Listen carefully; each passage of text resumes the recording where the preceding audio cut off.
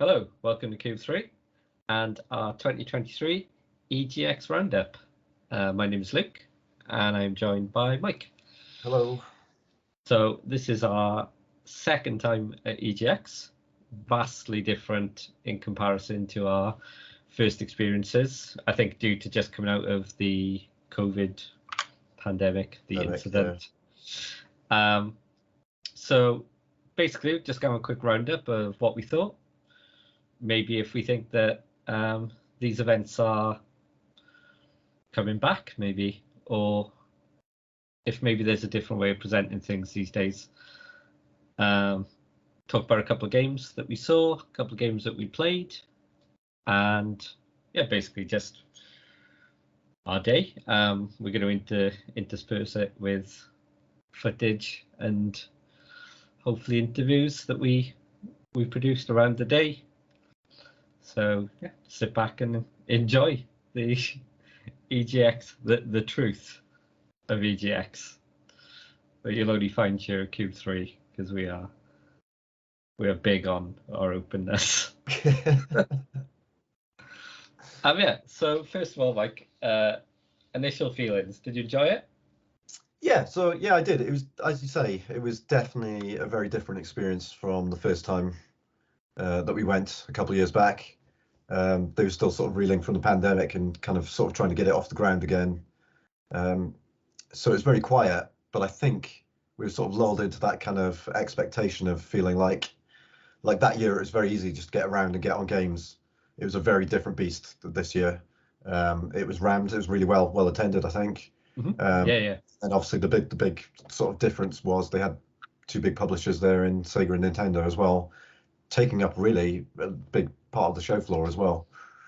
Lots of people, they had Mario Wonder there and Sonic Superstars, and I think a lot of people were sort of excited to do that and get their eyes tested. Yes. So Sonic Superstars seemed to be sponsored by Specsavers for some strange reason. Specsavers, or Specsavers. Both of which would have drawn just as much attention, judging by the crowds. Just to let you guys know as well, as press, we don't get any particular special privileges. We don't jump the queues or get any extras, really. We're just like you guys, which, as Mike said, I agree with, was one of the big things. Was just the sheer amount of attendance meant that we had to be very choosy and kind of succinct on what we wanted to play. Yeah, so it was basically if you wanted to get on something, you either had to be a bit pushy or kind of wait a long time or queue a long time as well to get on it. So yeah, so queues were about an hour per thing at a minimum. Yeah. Which when we went, just coming out of the pandemic, was non-existent. Yeah. And it does blindside you, but again, I think the main draw was Nintendo. I'd say for the consumer to hear those names being there and to hear that you can experience these games for the first time was a massive draw in it, and it showed. And I think the question that I'm kind of slowly making my way towards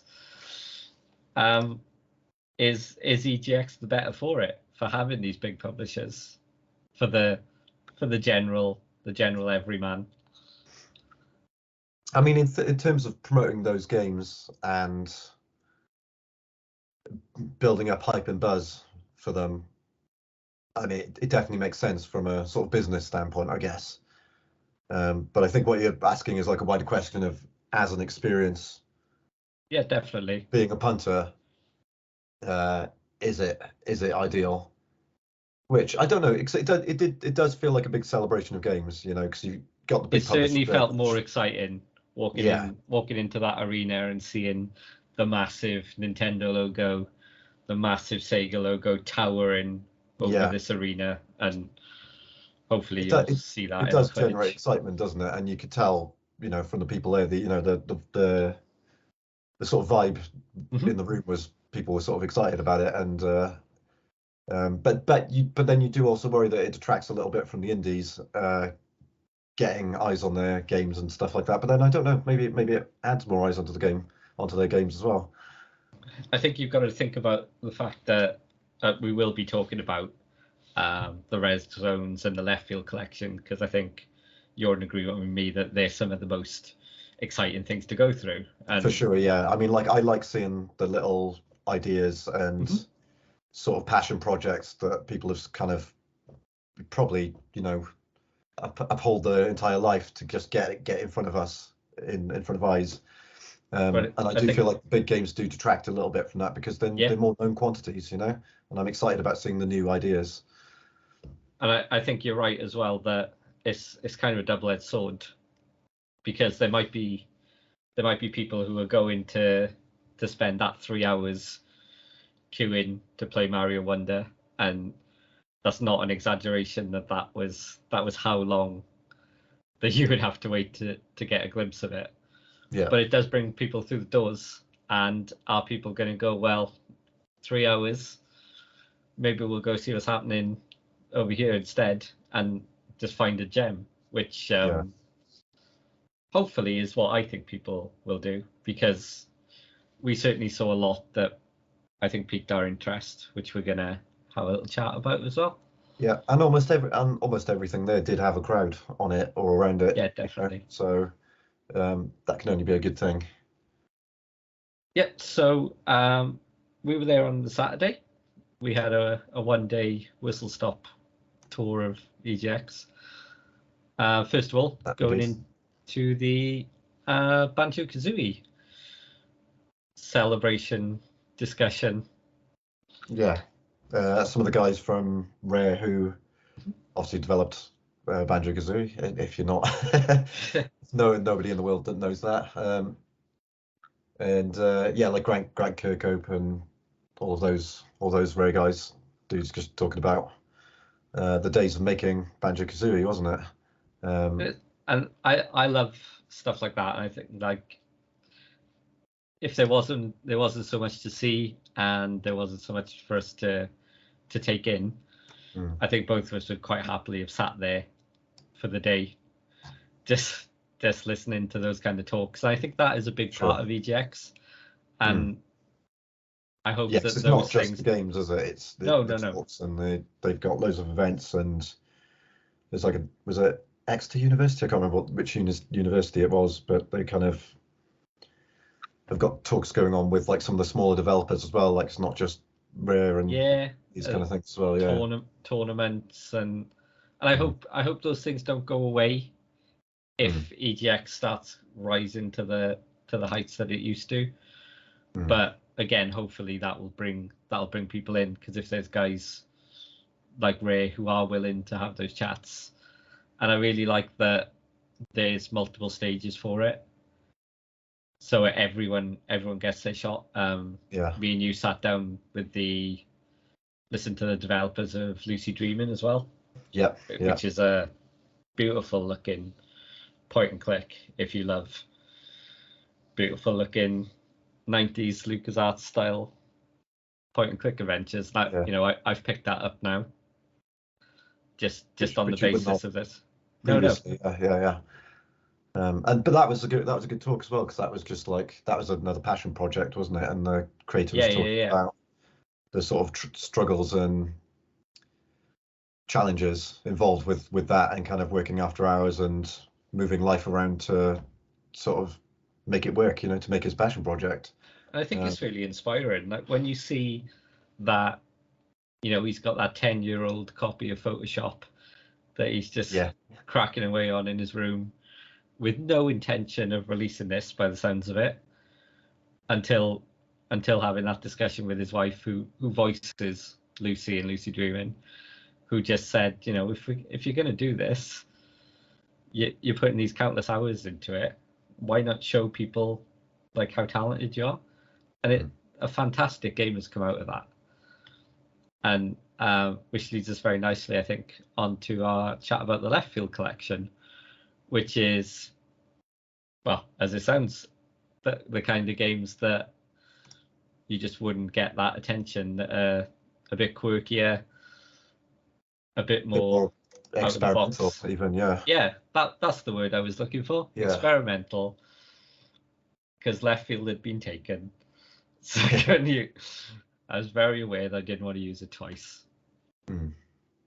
So we had a chat with one of the developers of a game called Hermit and Pig.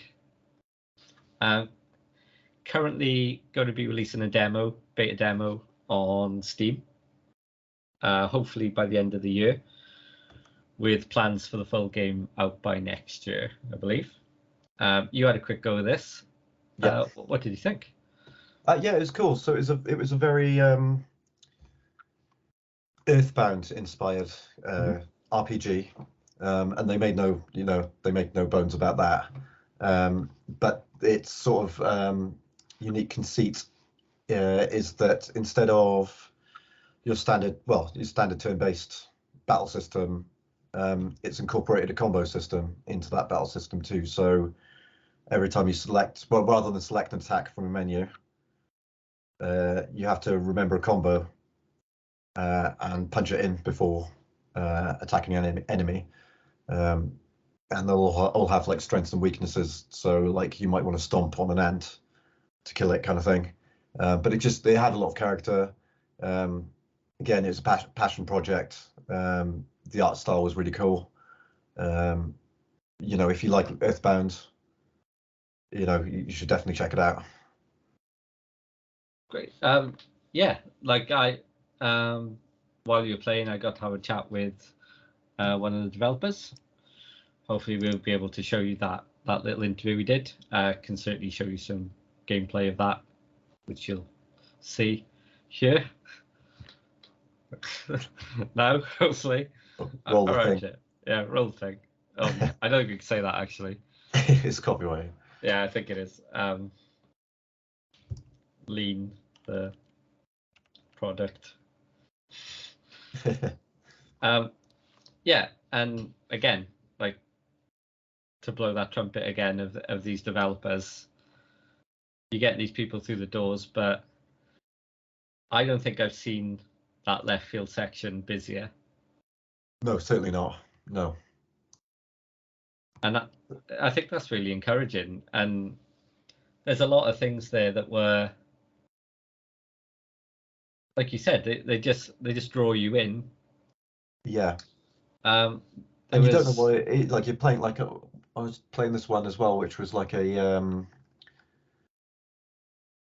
it was almost like a missile command thing, but it had really complicated controls, and it had like a joystick and a fax machine as part of the gameplay, but I had no idea what I was doing. It was sort of like you had like a list of commands, and you basically had to like try and program in those commands. Mm-hmm. So it's just sort of like a radar, sort of LiDAR kind of screen, and that was it. But it's interesting stuff like that where you just sit down and you're like, it exceeds all of your expectations, because I've never ever seen anything like that before, No, so I'm having a quick scroll through now. As you can tell, this is quite rough and ready for us, as always. And I think that was Astro Protocol 2. That's right, yeah. So search and reconnaissance to determine the meaning of this Astro Protocol. So yeah, as you said, like very reminiscent of the old text-based. Kind of reminded me of like the old BBC Basic games. Yeah. And it was, like, as petty as it is, it's quite satisfying to see some younger people, because we're not as young as we look, really struggle with that idea of just going from nothing, from a blank screen, to making things work. And there's something really great about that, about not rubbing it in, but having that little bit of knowledge to see how to get these things working. And it's really exciting to spend some time there and see people start to work it out and actually have to pick up a manual next to them, read through it, and then decide like exactly what they're going to do. Yeah. Just having a look here as well. Chasing the Unseen was a game that we played. Yeah. Climb giant creatures, explore fractal worlds. Looked really good.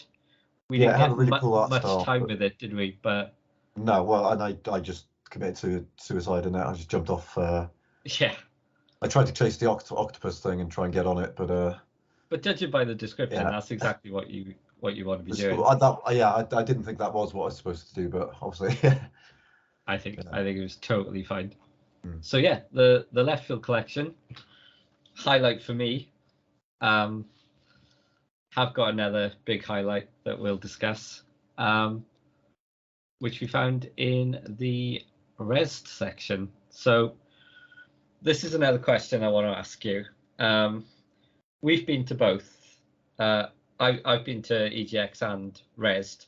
Rest was the experience that we went to together, which I think was just coming out of the pandemic. Yeah. Where they wanted to, I think that if it very much felt like they wanted to get something running, but they weren't quite sure how big to go with it. Mm. Do you think that these things should be two separate events, or do you think that everyone gets enough coverage in this standard show after experiencing both sides of it?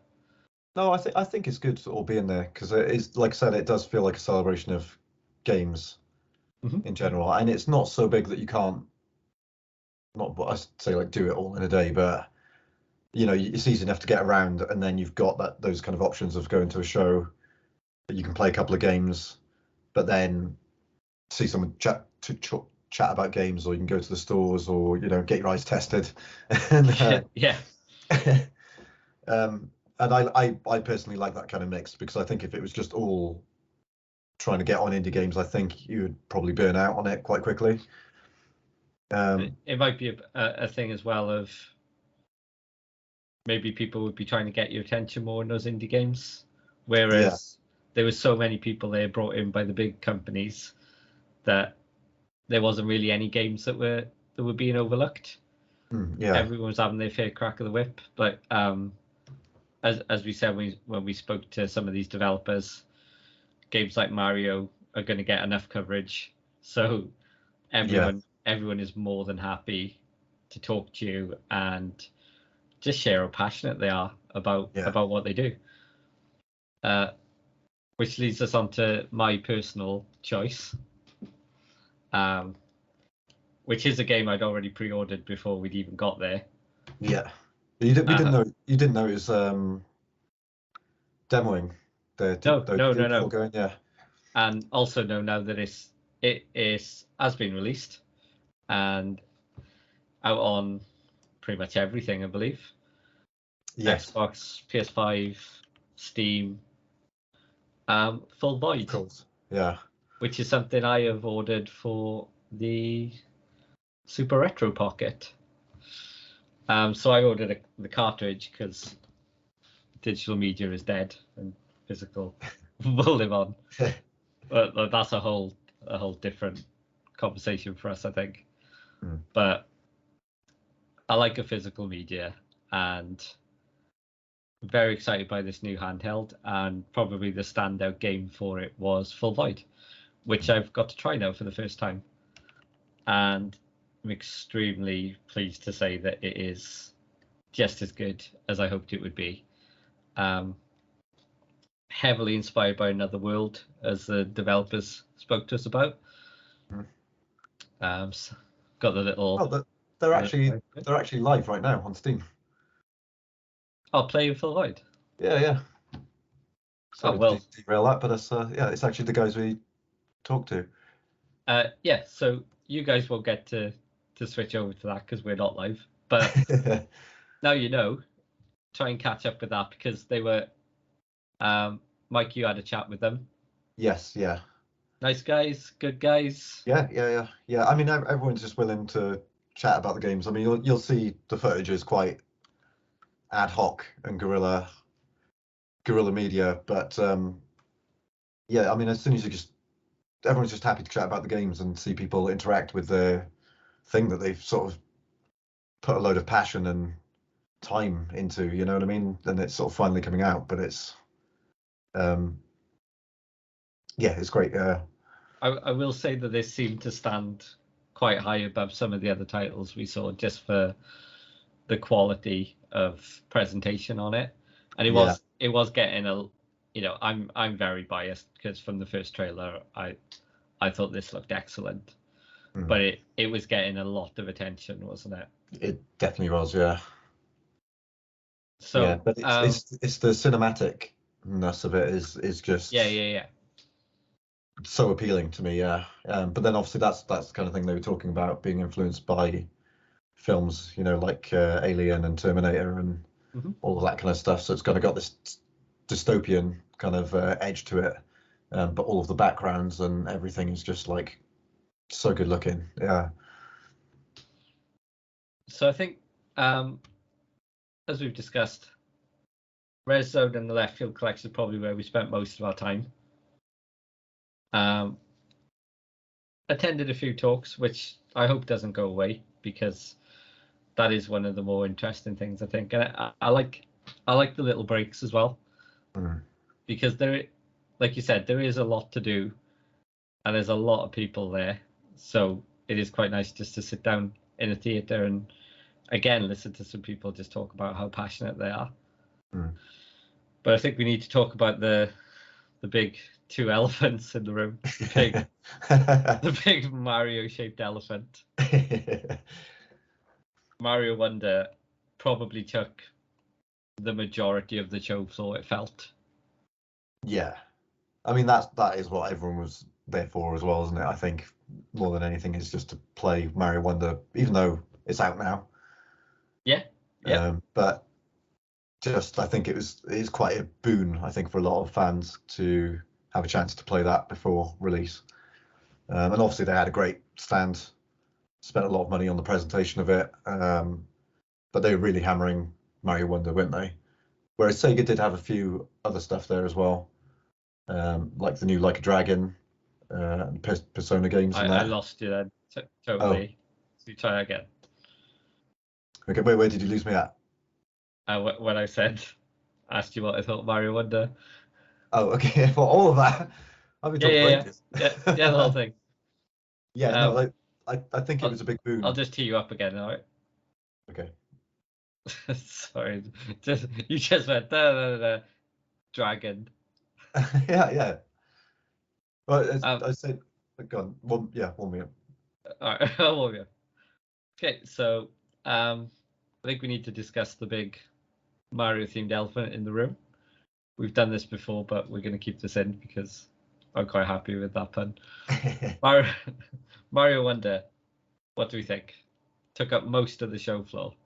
It was a massive presence, wasn't it, in EGX? But I think it was quite a boon for a lot of fans to sort of get a chance to play it pre-release. So I think a lot of people were really excited about it. But you know, it did take up a lot of the room. But it was a great presentation. It sort of makes you excited for the game. You know, it shows confidence in the game. Whereas Sega did, Sega had a few more things there as well. It wasn't just Sonic. So they had Like a Dragon, the Persona games. What else did they have? They had something else, didn't they? So there's, well, Sonic Superstars. Well, yeah, and other than that, yeah. Sonic Superstars, Yakuza.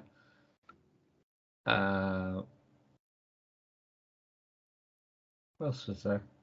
It was all the Persona games. Yeah, Persona game. What I will say about Sega, though, felt a little bit closed off. Felt a little bit.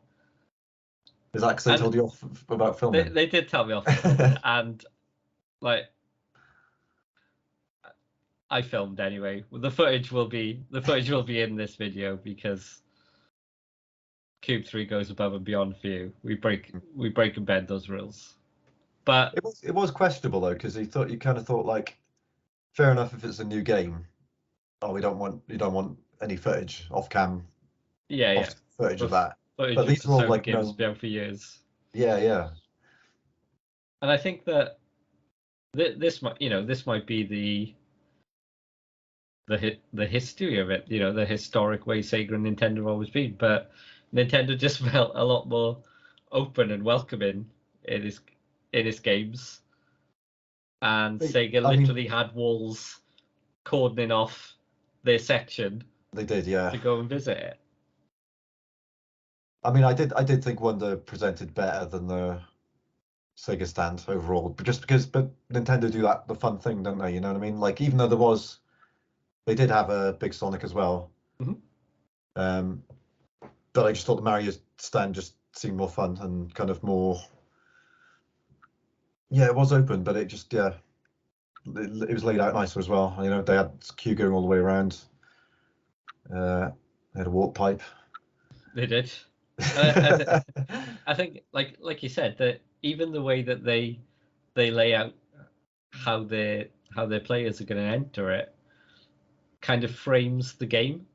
Yeah. Because you've got this massive load of people around, but also still they're not in the way of the gameplay. Wherever you stood, you could still see any machine, and you could see what was being presented. Yeah. But you had that major excitement buzz because there's so many people waiting to play it. It's like they designed like FOMO into the booth design, because you could see everyone playing it and having fun in there and sort of chatting to representatives and whatnot. And then because the queue is circling it, you're just seeing it's like, oh, you want to get in there, you know?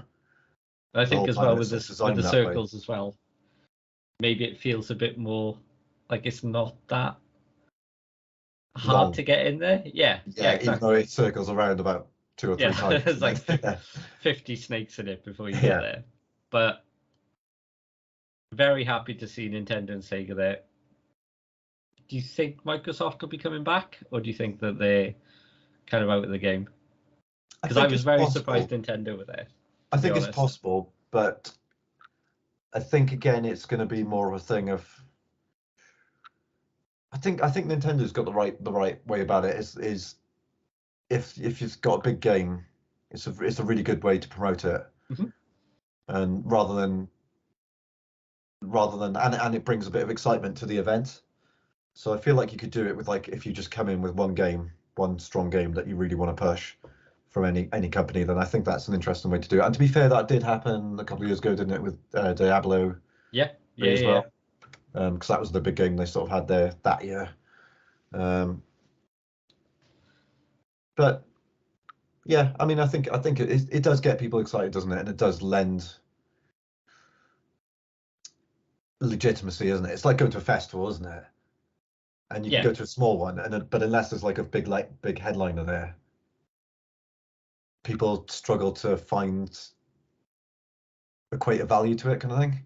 Yeah, I'd agree with that. I think you hit the nail on the head as well about leading with that one big game, and maybe that was the difference between Nintendo and Sega. Yeah, because I've heard Sonic Superstars is getting good reviews. Yeah, it looks great as well. Yeah. But you've got Yakuza, which is a massive game as well. Yeah. But Nintendo have got those big games, so maybe you make that call. That's the thing. I think through the old days, like Sonic versus Mario, bring have that back. Yeah, one to one, mano a mano. Yeah, 50-foot Sonic, 50-foot Mario in EGX, and just see where the crowd goes. Yeah. Because it felt like they were still hedging their bets a bit, whereas Nintendo are they're clear in what they've got. They know they've got something of quality, and you can go play other games. Yeah, you can go play other Nintendo games you want. Yeah. They make enough of them, but we're going to go here with this, and this is going to steal the show. And I think, judging by the queues compared to other things, they definitely had the right marketing approach there. Yeah. So final thoughts. Would we go again? I think so. Yeah. But I think obviously this year was a little bit strange for us because we were kind of doing a flying visit there and back and trying to do it all in one day. I think if we had the press day beforehand to play a bit more, because I feel like we didn't play enough there. Yeah, It definitely. flew And so in and out, and I I would think have it's liked to play important to more. say that. Mm. I think it's important for people who are going to visit, who perhaps, like you said, our press passes don't do anything other than get us a ticket without paying for it. Literally everything else is the same as any other person would when they went in. And maybe that's important to say in the fact that you do have to book your time. I'm currently on EGX.net. As we were talking about this, just scrolling through some of the kind of things that we saw. You can see all this beforehand before you go. And I do think you need to plan your day. I think you need to do your research before you do this, because you are gonna run out of time, and you do need to decide what you want to see. If you decide I really want to play Mario Wonder, or wherever the game is next year, which is going to be there, you're going to lose 3 hours of that day. Yeah, you're going to have to commit. And as great as that is, and you will have great experience, that's gonna take up quite a lot of your day before you decide what else you want to do. So EGX have an app which I thought is really good as well, and that's been good since I've been going. I went to one previously before we went, and that app was still quite a big thing, which you can set reminders on. You can basically organize your day, and I'd really recommend doing that. And yeah, I don't think one day's enough. It certainly didn't feel like enough, I don't think. I'd definitely go again. It'd go again, but it's, as you say, it's just making sure we plan it out. And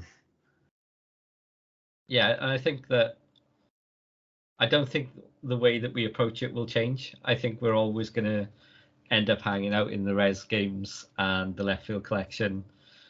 Didn't spend that much time in the retro zone, which is something we often do. But as you said, with how busy it was and how much there was to see in comparison to what we saw 2 years ago, it's a big day. It's a big commitment. We did play a bit of Zork 3D though. We did play a bit of Zork, and which one is that? Zork 3? We played Grand Inquisitor, I think. Yeah, the one with it's actually got graphics. Yeah, which is a massive misstep for Zork. And Zork should never have any graphics. And if the guy play next to you who's playing Jedi Outcast is out there as well, you have excellent taste. And Sephiroth and Cloud, who basically look like they spent the day having pictures taken. Oh wow, yeah. With no time to themselves. I mean, we haven't talked about the cosplay. We haven't, but we should, because there was no room for shoddy cosplay at EGX. I think everyone went above and beyond. Yeah, I don't think I saw a bad half-assed. No, not at all. But I'd say Cloud and Sephiroth took it. Hopefully they weren't waiting for Rebirth, which wasn't playable there. Yeah. Which also seemed baffling to me, seeing as I think that would have doubled the ticket prices, and they could have doubled the prices and still got as many people in. But yeah, that was EGX. Hopefully we'll be there again next year. Any predictions for next year? Anything you think is going to be on the show floor? Well, let's stick with the idea of pushing the big games. Metroid Prime 4. Yeah. It's this year. Switch announce Prime 4 first viewing, public viewing. I feel Switch 2 comes out. By the grandeur of the Mario stand as well.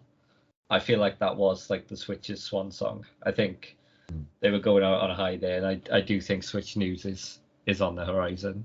For sure, yeah. But do you release a new Switch without a Zelda? Should there be Are we expecting some kind of teaser for that? I certainly don't expect gameplay for next year, but No. I think we might see a few things. Yeah, I think that's. But Metroid, I think, is a definite possibility. They've got to be keeping it in the back pocket for something. They can't, unless it's just gone so wrong. But they've committed to it, haven't they? So it has to come at some point. I reckon we'll see Sonic Frontiers 2. I think that's got quite a lot of good press. Do you think he could have his own stand with that? Well, this is back to what we're talking about. Do you back yourself? I think you have to be so confident in it, though, in that it is a good product at the end of the day. I certainly think you can back Sega. I think you can back Sonic against Metroid. Yeah. Because Metroid, as good as it is, doesn't have the widespread appeal that Mario is. It's not gonna draw a kid to your stand, is it? No, it doesn't have the crazed fans. No. Like Sonic has as well. Death Stranding 2, maybe. Well, that would be nice enjoyable game to play. Yeah. In a nice demo environment. Yeah. yeah. Quick blast. But yeah, hopefully we'll see you there next year. Come find us. We will not be signing autographs. We don't have our own table or anything, but you will see us just wandering around, probably. Loitering is the word. We'll be loitering near games that are too busy for us to play, frantically waving our press passes, hoping that does something. Like Snuffkin. Yeah. But yeah, thanks for watching, and we'll see you next time. Hopefully not next year, sooner than that. But we'll definitely see you at EGX next year. Cool. Take care. Bye. Bye.